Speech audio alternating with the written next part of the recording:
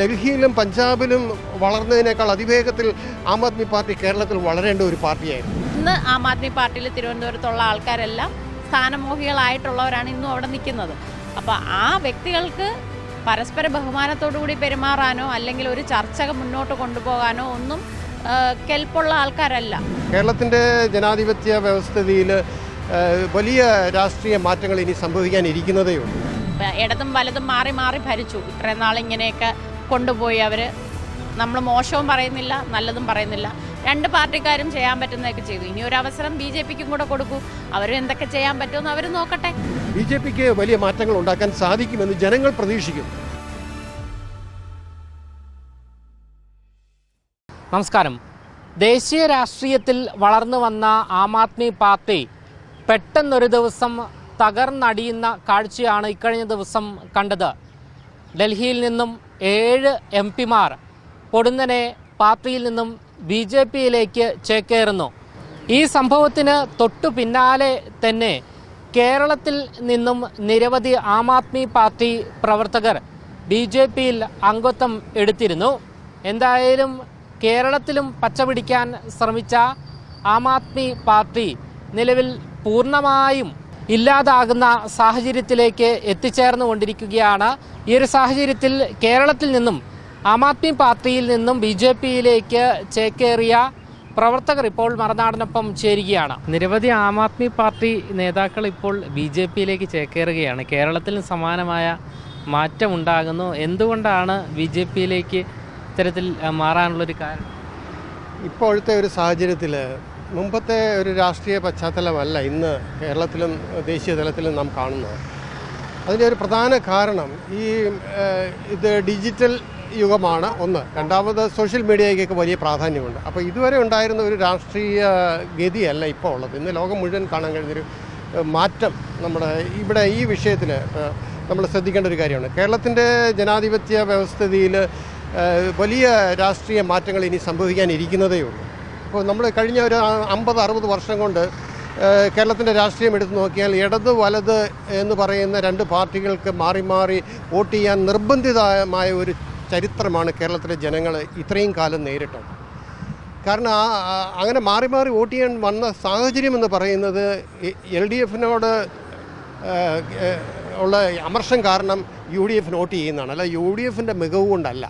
അതേപോലെ തിരിച്ചും ഒരിക്കലും UDFൻ്റെ ഭരണം നമുക്ക് അനുകൂലിക്കാൻ പറ്റാത്തത് കൊണ്ടും അവരോടുള്ള വിരോധം കാരണം LDF വോട്ട് ചെയ്യുന്നതാണ്. അപ്പോൾ അവരുടെ വിചാരം LDF നേതാക്കന്മാരും അവരുടെ പാർട്ടിയുടെയും അവരുടെ രാഷ്ട്രീയമെല്ലാം വളരെ ശരിയായ ദിശയിലാണെന്നാണ് അതിൻ്റെ നേതൃത്വത്തിൻ്റെ ഒരു തോന്നൽ. അതേപോലെ തന്നെയാണ് UDF നേതൃത്വത്തിൻ്റെയും തോന്നൽ. അവരുടെ മികവ് കൊണ്ട്, അവരുടെ ഭരണ പ്രാഗൽഭ്യം കൊണ്ട്, അവരുടെ വേഷവിധാനത്തിൻ്റെ പ്രത്യേകത കൊണ്ടുമൊക്കെയാണ് ഇവിടെ ഭരണം കിട്ടുന്നതെന്നൊക്കെയാണ്. അപ്പോൾ ഇതേ വിഷയം തന്നെ ആം ആദ്മി പാർട്ടിയിലും നമ്മൾ ഫേസ് ചെയ്തൊരു വിഷയമാണ്. കാരണം എന്ന് പറഞ്ഞാൽ നമ്മുടെ ആളുകളുടെ ധാരണ, പ്രത്യേകിച്ച് ജനാധിപത്യപരമായി വളരെ മുൻനിരയിൽ നിൽക്കുന്ന ഒരു സ്റ്റേറ്റാണ് കേരളം. അപ്പോൾ എൻ്റെ ഒരു വിലയിരുത്തലനുസരിച്ച് ഡൽഹിയിലും പഞ്ചാബിലും വളർന്നതിനേക്കാൾ അതിവേഗത്തിൽ ആം ആദ്മി പാർട്ടി കേരളത്തിൽ വളരേണ്ട ഒരു പാർട്ടിയായിരുന്നു. പക്ഷേ അതിൻ്റെ ഒരു രാഷ്ട്രീയ പശ്ചാത്തലമാണ് നമ്മൾ ഇതിനകത്ത് മനസ്സിലാക്കേണ്ടത്. കാരണം തികച്ചും അയോഗ്യരായ ആളുകൾ മാത്രമേ രാഷ്ട്രീയത്തിലേക്ക് കടന്നു വരുന്നുള്ളൂ. ജനങ്ങളുടെ നിവൃത്തികേട് കൊണ്ട് അവർക്ക് വോട്ട് ചെയ്യാൻ നിർബന്ധിതരാകുന്നു. ആ ഒരു സംവിധാനം മാറ്റി എഴുതണമെന്ന് കേരളത്തിലെ ജനങ്ങൾ സമൂലം ആഗ്രഹിക്കുന്നുണ്ട്. അങ്ങനെയാണ് ആം ആദ്മി പാർട്ടി, അതുകൊണ്ടാണ് ആം ആദ്മി പാർട്ടിക്ക് ഇവിടെ കേരളത്തിൽ വലിയ സാധ്യത ഇവിടുത്തെ ഒരു നല്ല പങ്ക് ആൾക്കാരും കണ്ടിരുന്നു.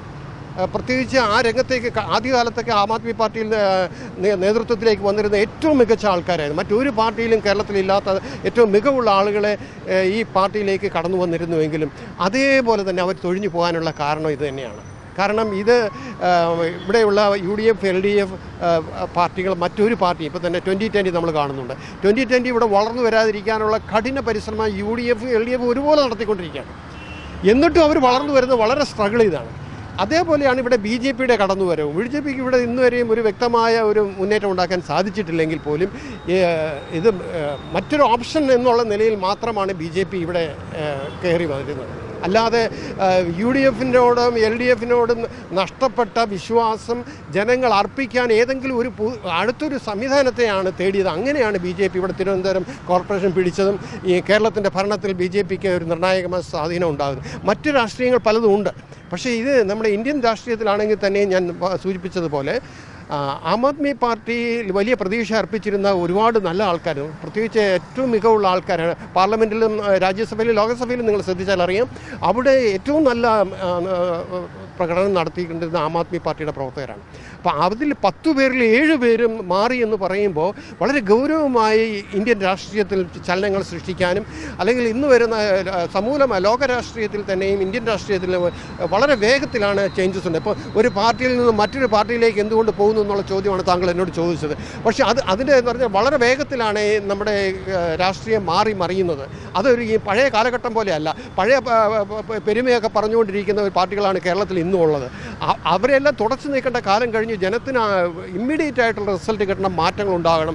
അതിനുവേണ്ടി കേരളത്തിലെ ജനങ്ങൾ സജ്ജമാണ്. അതിന് പറ്റിയൊരു പാർട്ടി എന്നുള്ള നിലയിൽ ഒരേ ഒരു ചോയ്സാണ് ഇപ്പോൾ നമ്മുടെ മുന്നിലുള്ളത്. ഇപ്പോൾ അതെടുത്തു പറയുകയാണ്, അത് BJP ആണ്. BJPക്ക് വലിയ മാറ്റങ്ങൾ ഉണ്ടാക്കാൻ സാധിക്കുമെന്ന് ജനങ്ങൾ പ്രതീക്ഷിക്കുന്നു. അത് മാത്രമല്ല, മറ്റൊരു പാർട്ടിയിലും നമുക്ക് നാട് ആഗ്രഹിക്കുന്ന ഒരു മാറ്റത്തിന് സാധിക്കില്ല. ഇതാണ് ഒരു സാധാരണ മനുഷ്യൻ്റെ ഒരു ആം ആദ്മി പാർട്ടി പ്രവർത്തനം എന്നുള്ളതിൽ എനിക്ക് പറയാനുള്ളത്. താങ്കളടക്കം എത്ര പേർ നിലവിൽ കേരളത്തിൽ നിന്നും ആം ആദ്മി പാർട്ടിയിൽ നിന്നും BJPയിലേക്ക് മാറിയിട്ടുണ്ട്? കേരളത്തിൽ ആം ആദ്മി പാർട്ടി വളരെ അനുനിമിഷം ദുർബലമായിക്കൊണ്ടിരിക്കുന്ന സാഹചര്യം ആയതുകൊണ്ട് മാത്രമാണ് ഞങ്ങളെപ്പോലെയുള്ള ആളുകൾ. കാരണം കഴിഞ്ഞ തെരഞ്ഞെടുപ്പിൽ തിരുവനന്തപുരം കോർപ്പറേഷൻ തെരഞ്ഞെടുപ്പ് മത്സരിപ്പിച്ച 2 സ്ഥാനാർത്ഥികളാണ് ഞങ്ങൾ രണ്ടുപേരും. അപ്പോൾ ഞങ്ങൾ ആം ആദ്മി പാർട്ടിയുടെ പ്രവർത്തനങ്ങളുമായിട്ട് വളരെ പ്രതീക്ഷയോടെ മുന്നോട്ട് പോയതാണ്. പക്ഷേ ഇവിടെ ഞങ്ങളെപ്പോലെയുള്ള ധാരാളം പ്രവർത്തകർ ഇതിലേക്ക് വരുന്നുണ്ട്. ഏതാണ്ട് എൻ്റെ അറിവിൽ തന്നെ ഒരു 10-20 പേര് ഇപ്പോൾ ഓൾറെഡി ഇവർ കേന്ദ്രത്തിൽ ആം ആദ്മി പാർട്ടി വിട്ടു പോകുന്നതിന് മുമ്പ് തന്നെ കേരളത്തിൽ അത് BJPയിലേക്ക് മാറിയ സാഹചര്യമാണ് ഉണ്ടായത്. അതുപോലെ തന്നെ ഇനി ഒരു 10-30 പേര് അടുത്ത ഈ ആം ആദ്മി പാർട്ടിയിൽ തന്നെ വരും ദിവസങ്ങളിൽ BJPയിലേക്ക് വരും. കാരണം കേരളത്തിനൊരു മാറ്റമാണ് ആവശ്യം. അത് ഈ പറയുന്ന ഏതെങ്കിലും ഒരു പാർട്ടിയുടെ മികവ് കൊണ്ടാണെന്ന് വിചാരിക്കരുത്. അങ്ങനെ ഞാൻ വിശ്വസിക്കുന്നില്ല. നമ്മുടെ കേരളത്തിലെ പ്രവർത്തകരും നേതാക്കന്മാരും നാടിനൊരു മാറ്റം ഉണ്ടാകണം, നാടിനൊരു നന്മ ഉണ്ടാകണമെങ്കിൽ ഇനിയൊരു വലിയൊരു ചേഞ്ച് ഇവിടെ രാഷ്ട്രീയ മാറ്റം സംഭവിച്ചു. അത് ദേശീയ തലത്തിൽ ആഗോളതലത്തിൽ ഒരു വലിയ രാഷ്ട്രീയ മാറ്റം എപ്പോഴും അനിവാര്യമാണ്. അത് വളരെ വേഗത്തിലാണ് ഇപ്പോൾ സംഭവിക്കുന്നത്. അതുകൊണ്ടാണ് ഇത്തരത്തിലുള്ളൊരു മാറ്റത്തിന് ഞങ്ങളൊക്കെ തയ്യാറായതും എന്നോടൊപ്പം ധാരാളം പേരും തയ്യാറായിട്ട് നിൽക്കുന്നത്. എൻ്റെ പേര് പ്രൊഫസർ ഡോക്ടർ റോയ്. ഞാൻ തിരുവനന്തപുരം മാർ വിമൻസ് കോളേജ് പ്രൊഫസറായിരുന്നു. അതിന് റിട്ടയർ ചെയ്തതിനു ശേഷം ആം ആദ്മി പാർട്ടിയിൽ സജീവമായി പ്രവർത്തിച്ചുകൊണ്ടിരുന്ന ആൾ. തിരുവനന്തപുരം ജില്ലാ പ്രസിഡൻ്റായിരുന്നു ആം ആദ്മി പാർട്ടിയുടെ. അപ്പോൾ ആ സ്ഥാനങ്ങളൊക്കെ വിട്ടു പോരേണ്ടി വന്നു. അത്രയേറെ പ്രതീക്ഷ നമ്മുടെ നാടിനോടുള്ള സ്നേഹം കൊണ്ട് മാത്രമാണ്. അല്ലെങ്കിൽ രാഷ്ട്രീയത്തിൽ എന്തെങ്കിലും ആയിക്കളയാമെന്നുള്ളൊരു മോഹമൊന്നും എനിക്കില്ല. അങ്ങനെ ഒരു പ്രതീക്ഷയുമില്ല. പക്ഷേ എന്നോടൊപ്പം പ്രവർത്തിക്കുന്ന ആൾക്കാരും ആ തിരിച്ചറിവോടുകൂടി വന്നവരാണെന്ന് തന്നെയാണ് എൻ്റെ വിശ്വാസം. Thank you. ഈ താങ്കളും ആം ആദ്മി പാർട്ടിയിലുള്ള പ്രതീക്ഷ നഷ്ടപ്പെട്ടതിന് പിന്നാലെയാണോ BJPയിലേക്ക് അംഗത്വം എടുത്തത്? തീർച്ചയായും നമ്മൾ ആം ആദ്മിയിൽ പ്രവർത്തിച്ചിരുന്ന വളരെ നന്നായി പ്രവർത്തിച്ചിരുന്ന ആൾക്കാരാണ്. ഞങ്ങൾ ആരും സ്ഥാനം മോഹിച്ച് അവിടെയോട്ട് പോയതോ ഒരു സ്ഥാനവും വഹിക്കാനായിട്ട് വേണം എന്ന് പറഞ്ഞ് നിർബന്ധിച്ച് ചെന്നവരോ അല്ല. പക്ഷെ ഞങ്ങളെ ഇന്ന് ചിത്രീകരിക്കുന്നത് ഞങ്ങൾ സ്ഥാനമോഹികളായിട്ട് ചെന്നു, സ്ഥിരം പ്രശ്നക്കാരായിരുന്നു. പക്ഷേ ഇതൊന്നും അല്ല അവിടുത്തെ വാസ്തവികത. നമ്മളുടെ കൂടെ നിൽക്കുന്ന ആൾക്കാർ തന്നെയാണ് അതിനകത്ത് സ്ഥാനമോഹികളായിട്ട് നിന്ന്. ഇന്ന് ആം ആദ്മി പാർട്ടിയിൽ തിരുവനന്തപുരത്തുള്ള ആൾക്കാരെല്ലാം സ്ഥാനമോഹികളായിട്ടുള്ളവരാണ് ഇന്നും അവിടെ നിൽക്കുന്നത്. അപ്പോൾ ആ വ്യക്തികൾക്ക് പരസ്പര ബഹുമാനത്തോടുകൂടി പെരുമാറാനോ അല്ലെങ്കിൽ ഒരു ചർച്ച മുന്നോട്ട് കൊണ്ടുപോകാനോ ഒന്നും കെൽപ്പുള്ള ആൾക്കാരല്ല. അവർക്കുണ്ട് അവരുടേതായ ചില അജണ്ടകളുണ്ട്. ആ അജണ്ടകൾ വെച്ചിട്ട് അവർക്കൊരു യെസ് മൂളാനുള്ള ആൾക്കാരല്ല നമ്മളാരും. കാരണം ഓരോ വ്യക്തികളും ഓരോ പാർട്ടിയിലേക്ക് വരുന്നത് അവരവരുടേതായ വ്യക്തമായ കാഴ്ചപ്പാടുള്ളവരാണ്. അപ്പോൾ ആ കാഴ്ചപ്പാടിൽ നിന്നുകൊണ്ടായിരിക്കും നമ്മൾ ഓരോ സ്ഥലത്തും പ്രവർത്തിക്കുന്നത്. അപ്പോൾ നമ്മളുടെ അഭിപ്രായങ്ങൾ അവർക്ക് അക്സെപ്റ്റ് ചെയ്യാൻ പറ്റുന്നില്ല എന്നുണ്ടെങ്കിൽ അതൊരു പാർട്ടിയെ മുന്നോട്ട് കൊണ്ടുപോകാനുള്ള ആൾക്കാരുടെ തോൽവിയാണ്. അപ്പം വേണ്ടത് എല്ലാവരുടെയും അഭിപ്രായങ്ങൾ ക്രോഡീകരിച്ച് കൊണ്ടുപോകാൻ പറ്റുന്ന ഒരു മുന്നണി ആയിരിക്കണം, അല്ലെങ്കിൽ ഒരു നേതാക്കന്മാരായിരിക്കണം ഇവിടെ വേണ്ടിയിരുന്നത്. പക്ഷേ ഇവിടെ അങ്ങനെയല്ല. ഞാൻ വലുതെന്ന് ചിന്തിക്കുന്ന കുറേ ആൾക്കാരാണ്. അപ്പം നമുക്ക് സ്വാഭാവികമായും ഇപ്പോൾ സാറൊക്കെ ആണെങ്കിൽ വളരെ ആത്മാർത്ഥമായിട്ട് പ്രവർത്തിച്ചിരുന്ന ആൾക്കാരാണ്.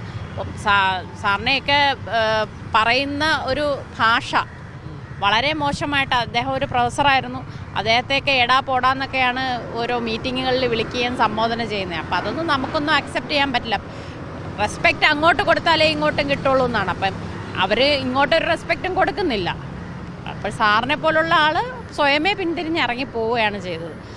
എന്നിട്ട് അവർ പുറത്താക്കി എന്നുള്ള രീതിയിലാണ് ഞങ്ങളെ എല്ലാവരെയും ഇപ്പം ചിത്രീകരിച്ചുകൊണ്ടിരിക്കുന്നത്. ഞങ്ങളാരും പുറത്താക്കിയതല്ല, ഞങ്ങളെല്ലാവരും സ്വയമേ ഇറങ്ങി വന്നവരാണ്. എന്തായാലും BJPയിൽ ഏറെ പ്രതീക്ഷയോടുകൂടിയാണ് അംഗത്വം എടുത്തിരിക്കുന്നത്. അതെ, തീർച്ചയായും കാരണം മാറ്റങ്ങൾ ഉണ്ടാവണം. ഇടതും വലതും മാറി മാറി ഭരിച്ചു. ഇത്രയും നാളിങ്ങനെയൊക്കെ കൊണ്ടുപോയി അവർ. നമ്മൾ മോശവും പറയുന്നില്ല, നല്ലതും പറയുന്നില്ല. രണ്ട് പാർട്ടിക്കാരും ചെയ്യാൻ പറ്റുന്നതൊക്കെ ചെയ്തു. ഇനി ഒരു അവസരം BJPക്കും കൂടെ കൊടുക്കൂ. അവരും എന്തൊക്കെ ചെയ്യാൻ പറ്റുമെന്ന് അവർ നോക്കട്ടെ.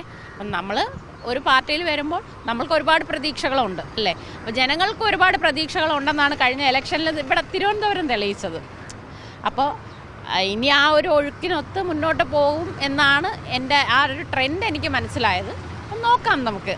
BJP എന്തായാലും മുന്നോട്ട് തന്നെയാണ് പോയിക്കൊണ്ടിരിക്കുന്നത്, മുന്നോട്ടല്ല. പേരെന്താ? രശ്മി. സാറിന് എന്തോ പറയാൻ? എനിക്ക് പറയാനുള്ളത് നമ്മുടെ ഈ BJP ആയാലും ആം ആദ്മി പാർട്ടി ആയാലും അതിൻ്റെ ഒരു രാഷ്ട്രീയ വശം കൂടി പറയാനുണ്ട്. അതായത് നമ്മൾ ദേശീയ രാഷ്ട്രീയത്തിൽ തന്നെ ആം ആദ്മി പാർട്ടി വളരെ പ്രതീക്ഷയോടെയാണ് കയറി വന്നത്. പക്ഷേ ആ ഒരു അവസ്ഥയിൽ നിന്ന് അത് പിന്നോക്കം പോകുന്നതിൻ്റെ ഒരു രാഷ്ട്രീയ കാരണമുണ്ട്. അത് ഞങ്ങളുടെ ഒരു നിരീക്ഷണത്തിൽ ഈ പറയുന്ന ദീർഘകാലമായ രാഷ്ട്രീയ പഠനവും ഒരു രാഷ്ട്രീയ വിദ്യാർത്ഥി എന്ന നിലയിൽ തന്നെ എനിക്കത് പറയാൻ സാധിക്കും. വളരെ രാഷ്ട്രീയ പ്രവർത്തനം നടത്തിയ ഒരാളാണ്. ആ നിലയിൽ എൻ്റെ ഒരു നിരീക്ഷണം എന്ന് പറഞ്ഞാൽ ഇവിടെ ഇടതുപക്ഷ പാർട്ടികളോട് താല്പര്യം കാണിച്ചു പോകുന്ന ഒരു ദേശീയ പാർട്ടിയാണ് ആം ആദ്മി പാർട്ടി.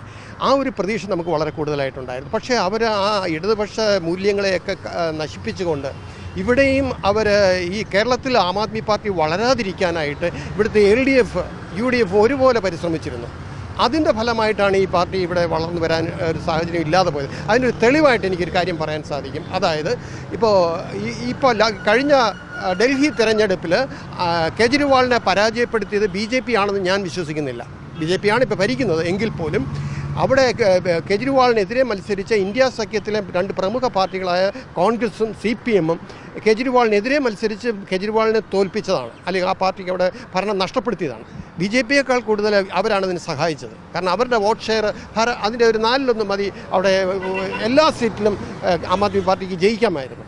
അപ്പോൾ ആ ഇന്ത്യ സഖ്യം തകർന്നു എന്നുള്ളതിനേക്കാൾ കൂടുതലായിട്ട് നമുക്ക് ഈ ആം ആദ്മി പാർട്ടിയുടെ നിലപാടിലാണ് കാര്യം. ഇവിടെ തൃണമൂൽ കോൺഗ്രസ് മാത്രമാണ് ഇന്ത്യ സഖ്യത്തിൽ കേജ്രിവാളിനെ ഡൽഹിയിൽ സപ്പോർട്ട് ചെയ്തുകൊണ്ടിരുന്നത്.